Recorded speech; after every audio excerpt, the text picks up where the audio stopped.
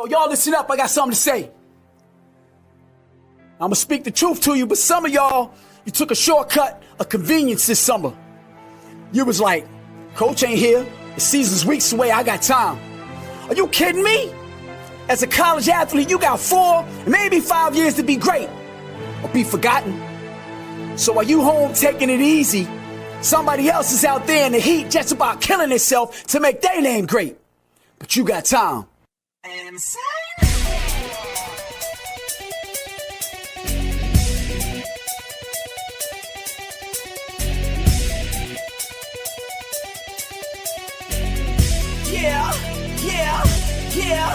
Yeah.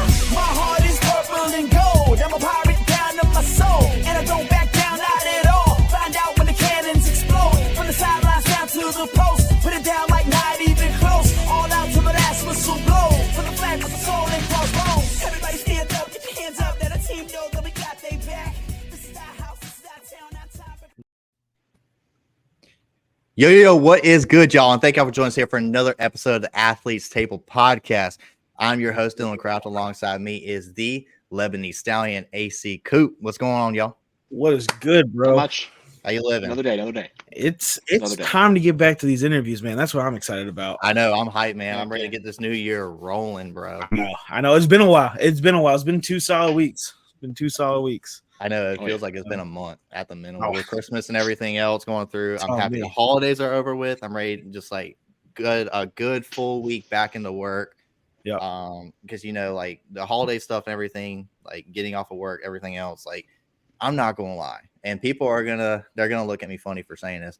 I am ready to not have any holidays. I'm ready to not have any time off of work, so I can just stay and grind, bro. Once you get that grind going, you don't want to stop. I know, and that's the thing. As soon as Christmas hit, like everything started flowing. Like I had clients coming up the ass, dude. I was so ready to go, and then all of a sudden, take a break. Like, come on, man. Tell me about it. I know. I get you. So we're gonna go ahead and segment, and we're gonna go ahead and go into our player segment. The point of this podcast, like and what we're trying to get out to people, is everyone's journey is different. Winners and try to strip them to take away that they're just good. Yeah. Just admit they're good. The funny thing about this game, you fail 70% of the time. As long as you can have the determination and never give up, you have the world in your hands. The greatest glory in living lies not in never failing, but rising in every single time we fall. What's up, guys? We have a great story for you today. Sometimes the first option is not always your best option. Sometimes going the second route or second choice is the way to go, but it takes a little while to figure that out. And that happens to all of us. Trust me, 5 different majors in 5 different years. So I completely understand indecision. Yeah, I was there for that. I was like, what's your major this week? He's like, I don't know. Let's see what my dad thinks. I can do this one, I think. But we are here with Carmelo Ward, committed to Massachusetts College of Liberal Arts. Dude, what is going on? I am sorry for butchering your name. I was trying to make it sound flex, but it just was not coming out that way. So I'm sorry about that. But what is going on? I'm doing well. How about you? Doing well. I'm glad you were able to come on. I know we've had one of your friends on the show already, so it's great to have another one coming, and somebody who kind of sees the difference in going from place to place and knowing the whole scheme and how the transfer portal really works. Mm-hmm. So super excited to hear your story and everything. Dylan, do you want to get it kicked off like usual? Yeah, man. Our OGs know how this rolls, so I'll let you know. Just new to the show, I'll give you an idea. Go ahead and start out with where'd you come from? What's your family like? What's that initial sports story that got that itch going? Let us know how that is, man.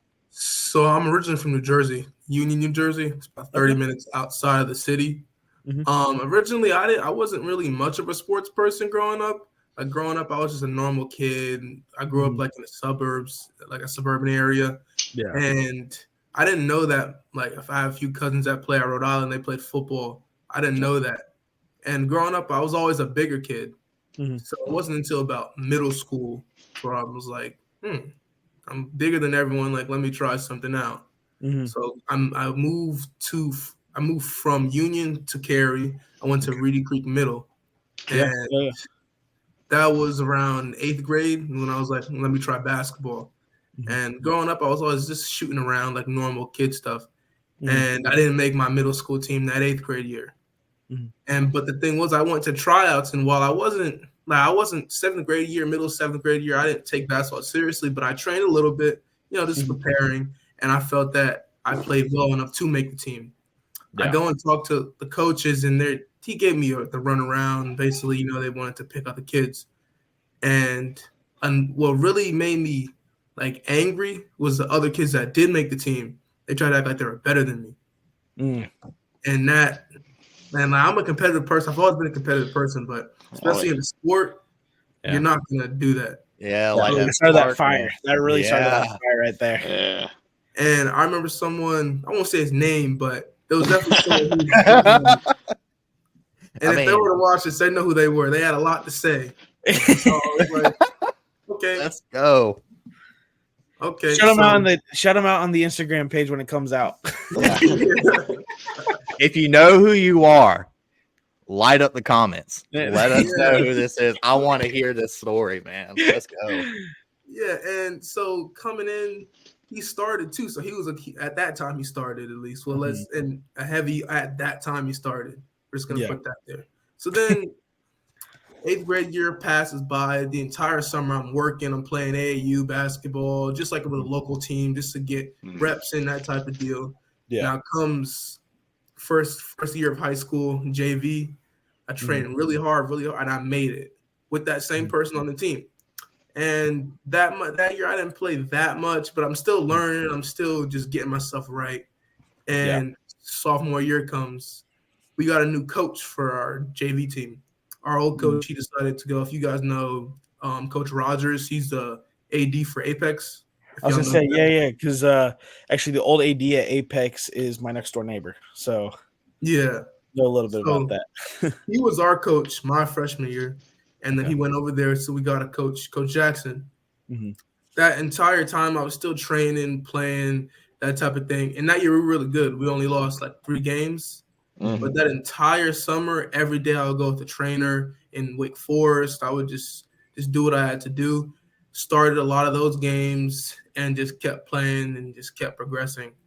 That year I didn't average as many points, but we were a really good team. So we got way more wins. We finished like 2nd in our conference that year. Oh, hell yeah. And then so now moving on to junior year. Didn't play that much on varsity, but that's still that same like fire and aggravation of like not playing. And we were horrible. Not to coach, but it was during COVID, so but it was a really rough time that time. I wasn't playing, but I was still getting to the gym when I could, the YMCA, parks. I was just doing everything. Working out in the cold if I had to. Before you continue, talk to us about playing during that whole COVID thing, because everybody that we bring on that talks about them going into COVID, they said it sucked. Yeah. So like we had to wear masks for everything, and like we couldn't even. Yeah, we couldn't lift weights. We couldn't, and we had to wear masks. We had to run. We had to play full court games, running all sorts of stuff. It was really hard. So my mom, she got like masks like that had like little holes in them to help breathing, because there were some kids we had to take breaks. They gave us extra timeouts because people were getting out of breath and like people were almost passing out, that type of thing. So what's the point of wearing a mask with a hole in it? They let it go. I don't know why. You might as well just like, I don't blame your mom for doing it. Your mom's smart. Your mom is very smart, because it's exactly right. You don't block your airways whenever you're doing an aerobic exercise like that. So like, why are you going to do it? So I commend your mom for doing that. That's great. But like, what is the point? Like, why at that point you say, hey, we're going to wear a mask, but there's holes in it, so that way the stuff that we're trying to block, it's still going to get in. I don't get it. Common sense, bro. Common sense ain't so common anymore. No, that's for damn sure. I had to ask that, because every time we talk to somebody that went through the whole COVID thing and all that, like, we love to get different perspectives from that. Because it seems like everybody has the same perspective on it, like that they just hated that time. Yeah, it was because it was dumb. There was no sense in any of it. But anyways, go ahead. I'm sorry to cut you off. But go ahead. Yeah, no problem. So I had to work out a lot outdoors because that was just basically what was available. Going back to that, but let me think. So my junior year, I didn't play that much, but I was still, learning. And by that time, playing college ball was always something I'm in, like just in my not in my rear view, but just in my head. Like I want to do this after school. I don't want to just be a normal college student. Yeah, I wasn't something I wanted to do. So I got an opportunity to play for an Adidas shoe team in Charlotte. And that's really when where I get majority of my film that I send out to coaches. Okay. So we went all over the country, went to Rock Hill, all different things. So did they reach out to you with the opportunity, or how did that originally work out? I tried to play for like Team Trez, Montrezl Harrell's AU team. That didn't work out. I was in talks with Gardner Road. That didn't work out.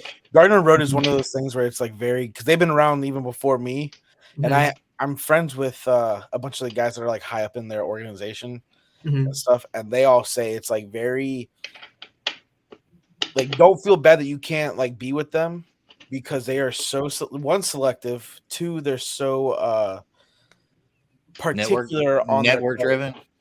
Yeah, so heavily network driven. Yeah. It's funny you say that because 8th grade year, it's not trying to track back, but where I got my confidence from and where I was able to make a JV team, I felt like I could. I went to their JD Lewis League. And they had their coaches coach us, and we played in front of them. And they keep track of statistics. And as a freshman, I was like 5'8", 5'9", super small, playing against these like varsity high school players. Was shooting like 60% from three, like week after week after week. And I was working out with them for a little bit. So I thought I was going to play with them, but it just didn't fizzle out then or even as I got bigger. Was going to happen. Yeah, that's one place. Never feel bad that it didn't work out because it's usually not the player. It's their system and their organization. Yeah. That's what at least my experience and my brother's experience in that organization. Yeah, it's different. It's who you know, that's the main thing, especially for a team like that. And money. Yeah, that's enough. But damn, it all comes down to that. Yeah. So playing on this Adidas team, is this where you started to getting your looks from college, different colleges? Yeah. Okay. Yeah, I played with them my first week in Virginia. Within that, after that week, I had 2 D2 interests. And I went to a camp like with Shaw University. They reached out to us. Like they put me on this app called Field Level, and it was colleges from all over the country that just like you put your film out. If they like what they saw, they call you, text you, that type of deal. So they really got my exposure out there. Where was that when we were in high school? I know we didn't have any of that. we had huddle film. Some of us, there's some people that still got their huddle highlights on their Instagram. I deleted mine as soon as I could. I think I like 1 or 2 clips of me. That's it. I had like 2 or 3, and I was like, nope, that's not staying on the internet. I don't want to look at myself from that time. I was skinny, dude. I was like, no, homie needs to eat a sandwich and you need to get in the weight room. I'm not watching that anymore. Exactly. That's wild. So going and playing this with this Adidas team. What was the difference between that and what you saw in school ball?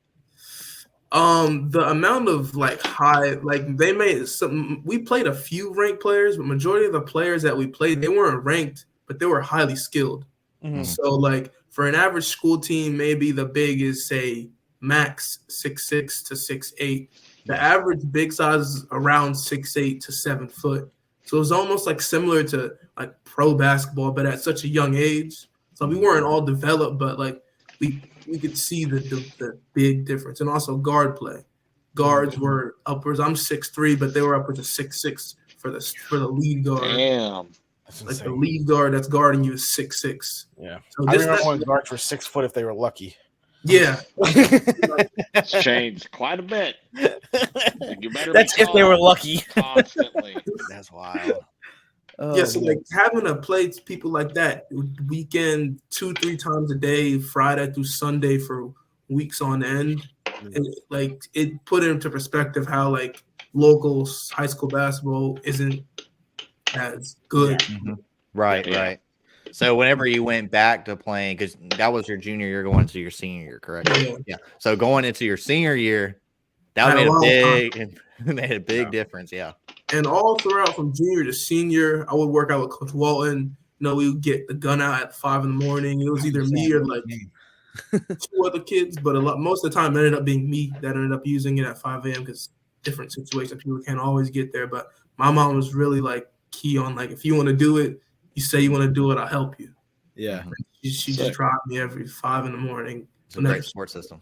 Shout out to your mom right there, man. Shout out to your mom. Yeah. Big time. She helped me a lot. So what was your senior year like going in? First few games, I was hitting like 3 for 6, 4 for 6 from 3, and then just shots just didn't start falling. It was a up and downs, peaks and valleys. That was definitely a good description of my senior year. Okay. So a lot more confident. Yeah, I was definitely confident though, and I was starting. I started basically every game except for a few games for different reasons, but I was starting a lot of the games, and that was a main thing for me. It was like getting the minutes I know I deserve and I know I worked for. Yeah, and my coach wasn't like, oh, we can't start, because he's seen what I've done. He's seen compared to other kids. He just knows he'd rather go out with someone that's actually putting in the work than someone who's just here, might as well give it to me type of person. Exactly. Right, yeah.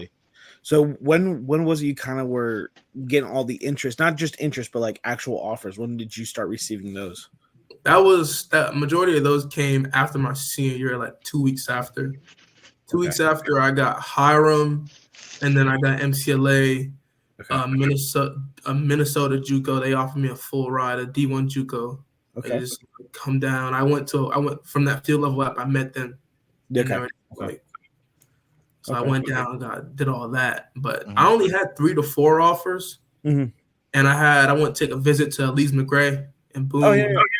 He had a 2.5 hour conversation with Coach Walton. So I thought they were going to offer me when I went up there. They just ended up not. But because he sat on the phone with them for a while, I was like, it was like an offer. I had a buddy of mine who played there for about a year and a half before deciding to transfer. I don't remember if he transferred in the middle of the season, like put his name in the portal in the middle of the season or not. But he ended up going to App State. He said that the school was great, coaches were great, but he goes, at some point it was just one of those things where they fall off with their player or players. And all right, time for the next guy to come in, and they don't really like work out on those junior senior guys as much. They're always looking in the future, but they're not. Once they get you, and if they haven't done what they wanted, they kind of just throw you to the side, as I've seen. Yeah, absolutely. Yeah, they're transition school. That's basically what it is. Yeah, they really are. They're like a JUCO, basically, in my opinion. They're just a division, what is it, 2, 3? Yeah, they're division 2, Division 2 JUCO version of that. But when was it, or how did you come upon the decision of deciding to go to where you went your freshman year? Talking to every coach individually. I know when I went on my visits, a lot of it was like really sitting down with the coach and just like, just give me the honest truth. I don't want to hear anything. Like, I don't want to hear your little spiel that you give every athlete. Tell me exactly what you want.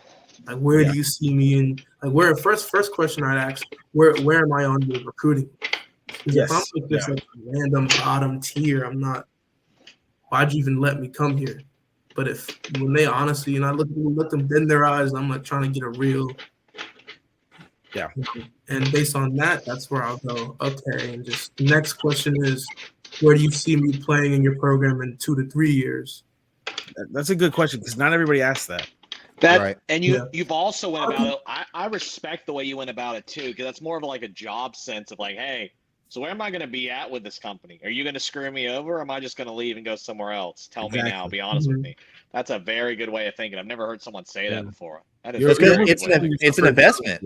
Like you're 100% going to invest your time into the school and these coaches. They're supposed to be leading you to become this player that, like, you have the ability to be. It is a job interview. Honestly, recruiting is a job interview. And the way that you did that, being upfront and honest, and not in a harsh way, just like being, let's be straight here. Am I going to be a good fit in your program or not? Because if not, there's hundreds of other schools I can go talk to. Exactly. You know. Exactly. So I'm with Aaron. I'm full on respect for that, man. I haven't heard anybody really say that yet, and that's props. Big props to you, bro. Good. Appreciate it. Yeah.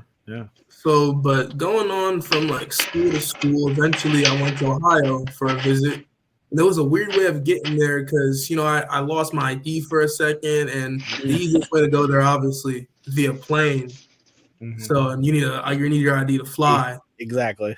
So we ended up having to take the Greyhound, but it was a great experience for me and my mom. Okay. We got to talk about a lot of different things, and we got there. And, I went on campus, and one of the most important things I did, which I didn't do on every visit, which I wish I could have, is I sat down with a player in the program. Yeah. Oh, and who actually plays. Because if I sit with someone who doesn't play as much, they're going to be like, don't come here. But I sat with someone who truly, he's from Hong Kong. He's like one of the leaders in Division III rebounding right now, actually, Ivan Yang. Had a dinner, not lunch more, say, with him, talking about why he chose Hiram. He went to IMG, so he was like, it's basically the same in terms of college prep, which IMG is really big for college prep. Absolutely. And he was just saying that it's going to be a good program, and for the most part, they'll be straightforward with you, which they weren't. But nonetheless, I liked what I was hearing, the feedback. So then I did a little shoot around in front of the coaches, did that type of deal. Talked with some more just regular students, some football players and a girls basketball player. And my mom, a big concern with that school at first, she thought that it wasn't going to be as diverse. It's in the middle of nowhere in Ohio. But it was actually a really diverse school because a lot of different backgrounds. She wanted me to have a full experience in that sense as well. Exactly. Yeah. So, that's understandable. That's definitely understandable. So when you decided to transfer schools, what made the decision for you to transfer? One of our last meetings, as we left winter break, and actually one of our last road trips as well. Mm-hmm. So for the meeting, before going on our break, a little 1 week break, and then coming back to play some more games, I just wasn't liking what I was hearing, and that just turned me off. But then also on our way back from a road trip, he was just doing some stuff, some kind of like favoritism, if you will, having these weird secret conversations, and I just wasn't really having it. And I wasn't getting the same, not transparency, but kind of transparent, just the full-on honesty that I know. I can tell when someone's lying to me. Yeah. I'm not getting when I feel like you're being a salesman to me, you're just telling me what I want to hear. Mm-hmm. Based on your actions, you're saying something completely different. It's I can't really deal with that.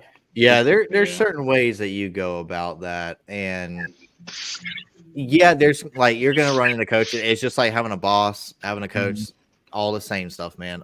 Some people are just gonna get along with them more than others. Some of them are gonna be a little bit more friendly, or some of them are gonna just go do their own thing. There's nothing wrong either way. It's exactly like you said. You don't make all your players feel like you have favorites opposed to the other.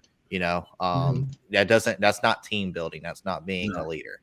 No, not at all. Yeah. So I completely understand what you're saying. So right now you're in the middle of transferring schools. You're going up to UMCLA. Is that what it is? Yeah, MCLA. Yeah. So you're not gonna be able to play the rest of the season. Is that correct? Basically. Yeah. So do you get a redshirted season this year then, since you only played half or was part of the season? Okay. Yeah, I'm gonna be a rising sophomore next on the court at least. Okay, that'll be good. I mean, at least you get that playing time back now, not just lose it, even though you're kind of, doing the right thing for yourself. Which is hard. It's hard to make the decision, especially in the middle of a season. Mm-hmm.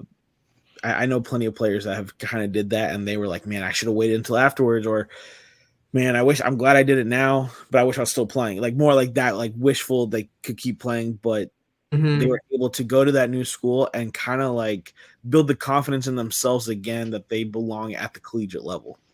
And for me, it's funny you say that because I have a teammate that is currently just enrolled as a student, but he averaged almost like 30 points a game in high school. So it's different for me because I feel like I always knew I can. Like I know how to play within myself, so I know what I can and what. So like I know I'll definitely be able to make my shots. I'll be efficient scoring, and I'll try to guard the best person that the other team has, and I'll make the timely cut. So like I know it's different coming from me because I was always not a role guy, but someone who filled in the gaps. And when someone's getting hemmed up, I come and get the ball, shoot it, come up, go rip to the basket, finish strong. So like I always knew how to play within a system. Yeah. It gets different for others, and that's where not everybody knows how to do that though. Yeah. And that's where that confidence and they feel like, well, what am I doing? They're just running around with a chicken with their head cut off. Exactly. Oh man. So I do want to ask this, and this is getting a little bit past the basketball side. How much has academics played in the schools that you've been picking as well? Well, academics is a huge part. Like in terms of, I know at the highest level, like Duke and like their schooling isn't. People are trying to say that they're not making them do their work. They're making you do the work.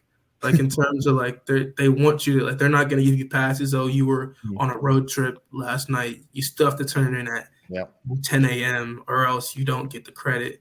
Yeah. So like in terms of that, it's still rigorous academic. Yeah, that is funny. It's a good conversation to have with people because they're like, yeah, they got these bogus classes and everything.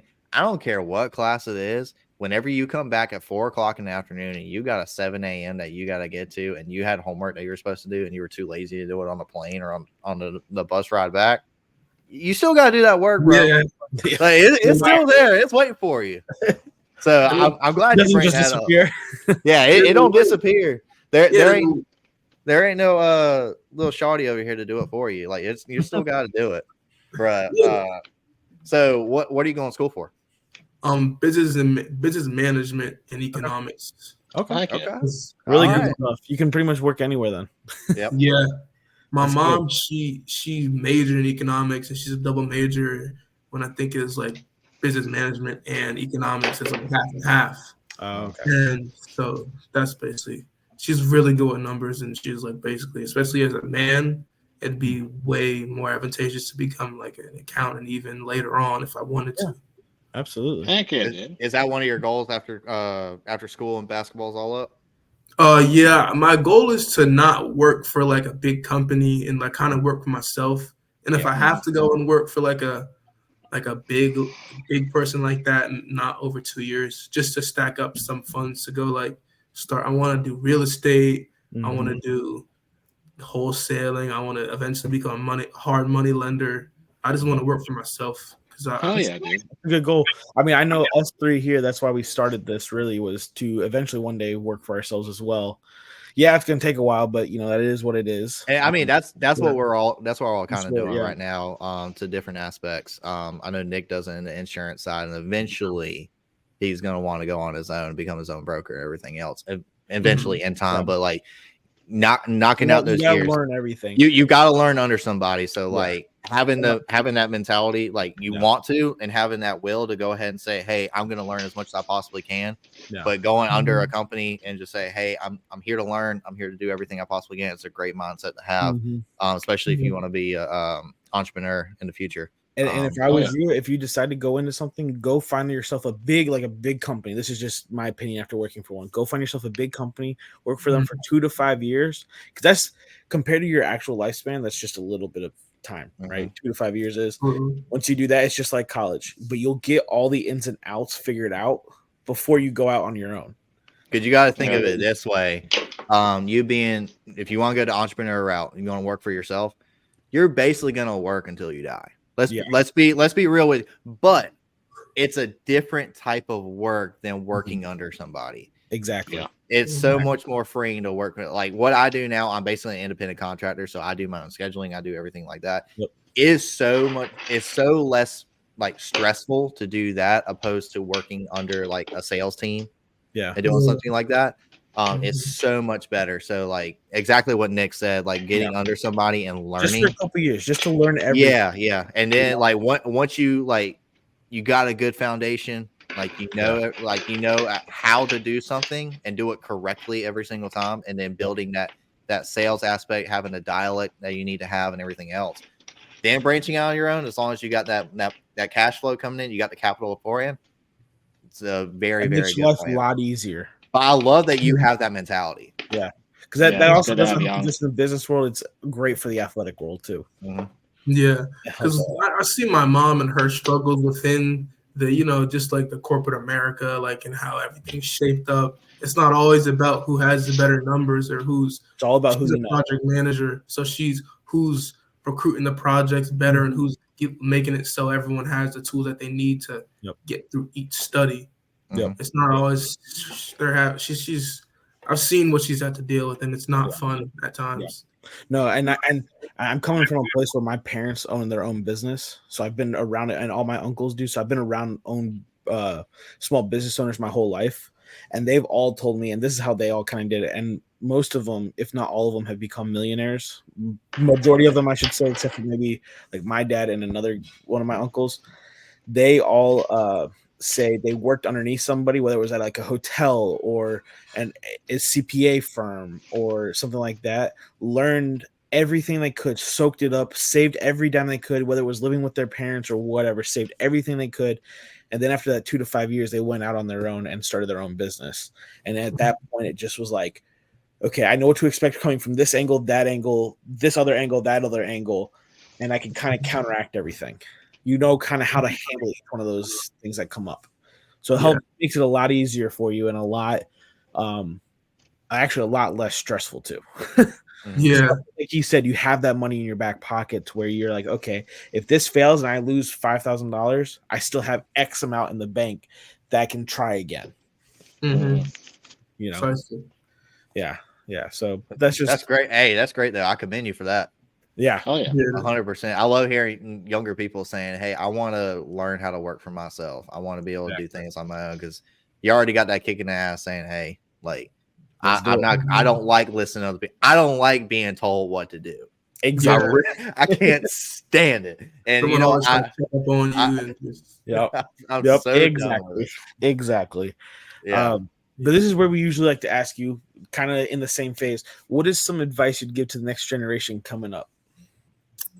To always stay down till you come up. So what I mean is, like, some people, you'll have a dark time in your life, and it's like you feel like the world just caving in on you. Mm-hmm. But to just keep on working and just don't stop before the miracle happens. Because if you continue to work, eventually someone's going to see the good in you and give you that opportunity that you want. Exactly. Love it. Yeah. Exactly. That's awesome. I mean, that's how it is in the business world too. You got to keep going, because as soon as you stop working, that's when like the next day could have been your breakthrough day, right? Yeah. So I mean, that implicates in all aspects of life right there. Right. Oh yeah. That is awesome. That's good advice right there. Nobody's really talked about that at all, and we've been doing this for a year. So nobody's really been doing that. So you'll catch that on Instagram later. Yeah. So Carmelo, hey man, we really appreciate you coming on, bro. This is a great interview. Absolutely. No problem. And after your season, during your season next year, we're gonna have you on again to see what it's like being at your new university and new college. For sure. So we definitely want to hear that. You know, even if it's after this semester, and we can get to know like what it's like after being in a transfer portal and what it's like to be on campus but not able to play quite yet, but able to practice and stuff. So it'd be great to hear those. So now and then next semester as well too. For but sure. thank you for coming on, and hopefully we'll have you on very soon. Yeah, for sure. I'm looking forward to it. Appreciate you guys. Thanks, man. No problem. With that, this is the Athletes Table. Word.